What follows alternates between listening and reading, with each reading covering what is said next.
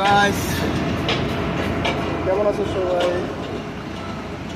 এই যে এখানে আমরা কাজ করতেছি, রড ব্যান্ডিং মেশিন।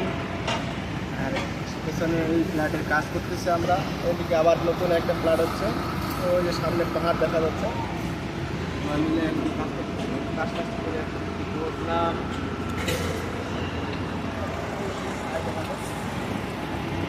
চারদিকে লোহা সরিয়ে ছিটিয়ে আছে, বহুত বড় কাজ। তো পাহাড়, পাহাড়ের পাশে আমাদের কাজ পাই গেছি। অনেকক্ষণ ধরে কাজ করতেছিলাম, আরও কাজ করতেছে।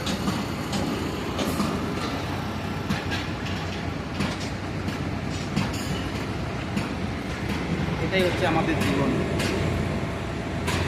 পড়াশোনা করি নাই, কপালে পড়াশোনা লেখা ছিল না, এটাই লেখা ছিল।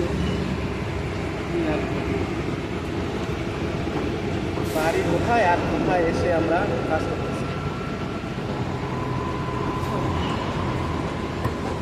এই হচ্ছে আমাদের জীবন।